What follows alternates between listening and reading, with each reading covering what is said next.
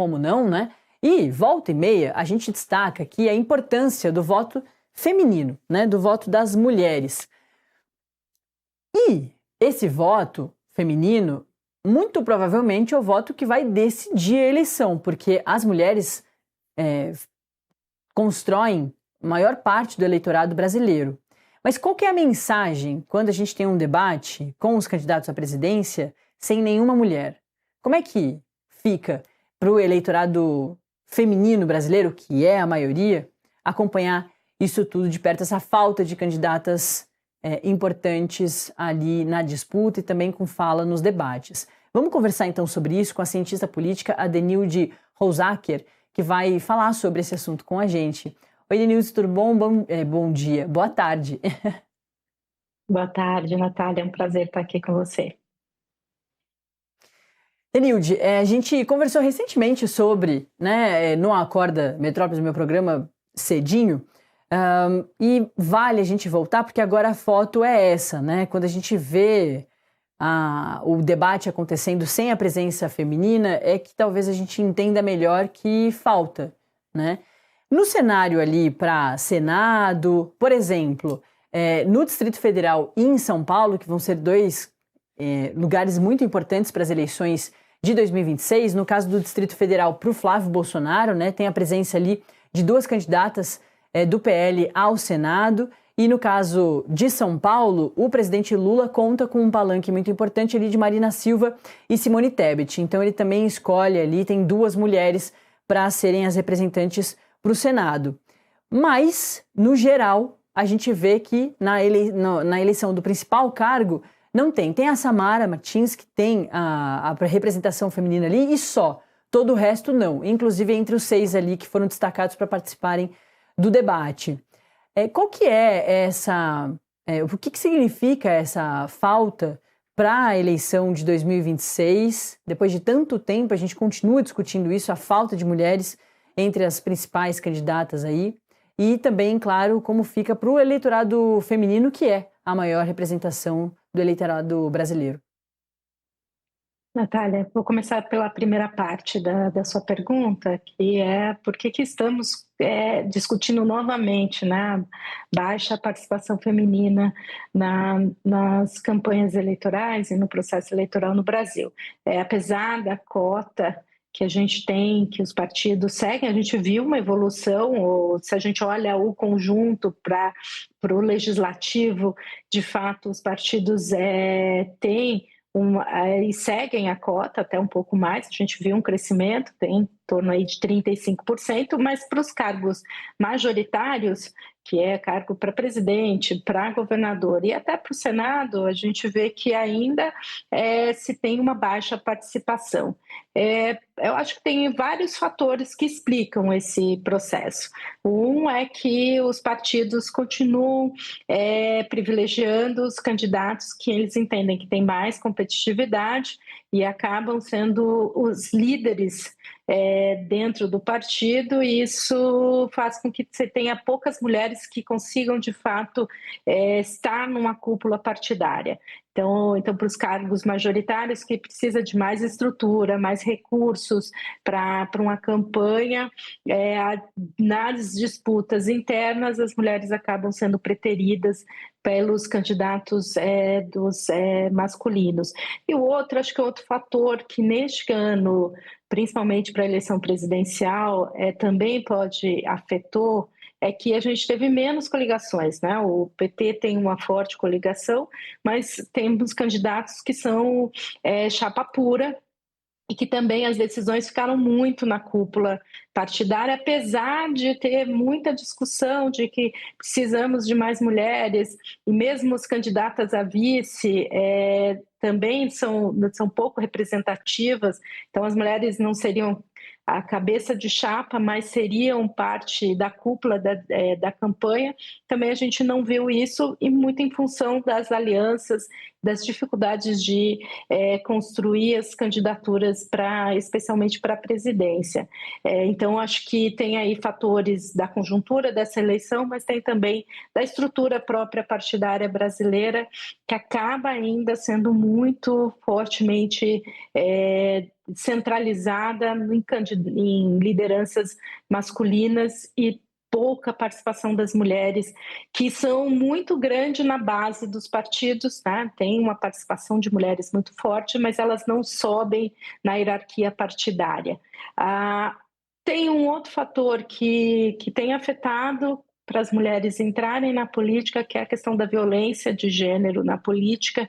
A gente vê mais, e vimos isso nas eleições passadas, né? As mulheres sofrem mais ataques, têm mais dificuldade de se colocarem em alguns ambientes públicos.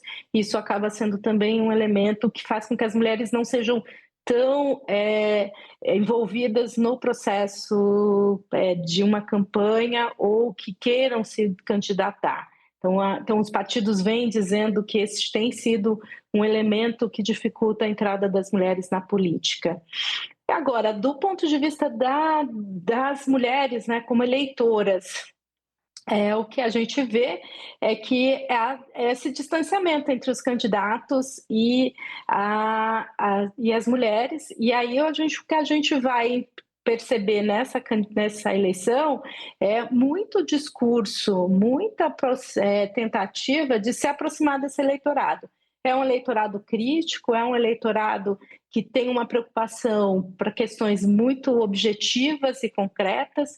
Então, os candidatos vão ter que estabelecer uma conexão com esse eleitorado. Alguns têm mais já essa base feminina forte, outros vão ter que construir essa base.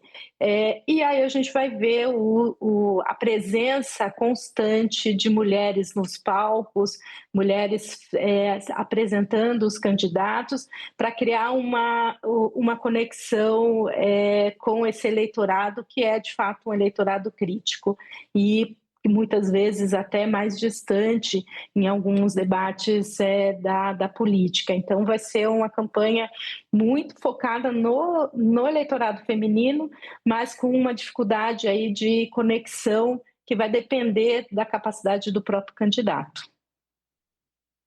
Denilde, inclusive falta a presença aí das mulheres nas chapas, né? O Flávio Bolsonaro quis trabalhar para ter uma vice-mulher, mas ao longo ali do trabalho da pré-campanha, né, e da formação da chapa, o Flávio brigou com a Michelle Bolsonaro, a Michelle deixou a presidência do PL Mulher, foi muito ruim ali, foi uma perda muito sentida dentro do PL, ela volta a trabalhar dentro dos bastidores do PL Mulher, mas não mais como a presidente nacional. O Flávio contava com a Damares Alves, também muito importante para o PL Mulher, para a direita bolsonarista, como essa consultora de assuntos ou da representação feminina dentro da campanha dele mesmo. Ela largou esse cargo, não quis participar. E aí eu estou usando o exemplo do Flávio, mas só também para te ouvir sobre essa falta na elaboração das campanhas, na elaboração das propostas com a visão de vida feminina, né? Que imagino que também para fazer as propostas, essas faltas são muito sentidas. Para a conversa diretamente com esse eleitorado feminino, não adianta só pegar as pautas que a gente mais está falando de feminicídio e dessas outras pautas que estão muito mais claras e repetir o discurso que todo mundo já sabe, já encontra em qualquer canto. Imagino que falte para a elaboração das campanhas, para a elaboração das propostas, também essas mulheres dando opinião, falando como é para a mulher, como é ser uma mulher. Também queria te ouvir sobre isso, sobre a falta na elaboração dessas campanhas.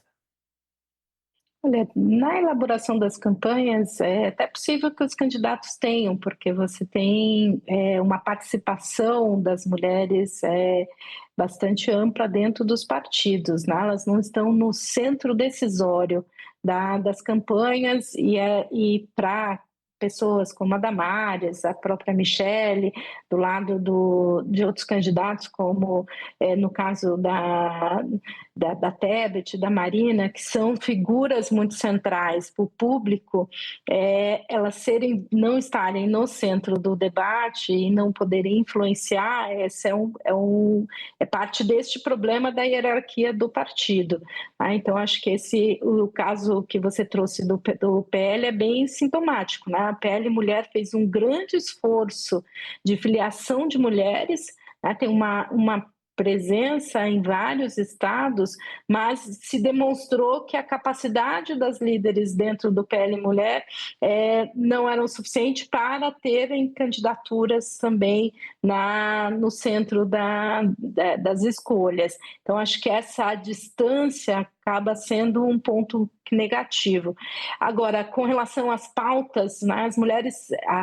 A pauta do feminicídio, da violência contra a mulher é uma pauta importante, mas as mulheres têm uma pauta bastante ampla, que vai desde a questão de temas do cotidiano, como o preço dos alimentos, que foi um parte também, aí entrou no debate eleitoral, como questões de educação, saúde. Então, os candidatos irão tentar trazer essas pautas, que são pautas sensíveis para o ambiente feminino, como parte da estratégia.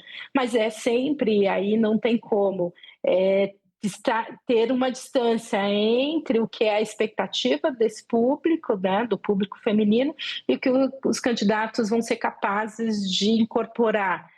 Porque é sempre triangular, é sempre com a visão de mulheres que vão tentar influenciar os candidatos para que essas pautas entrem no debate.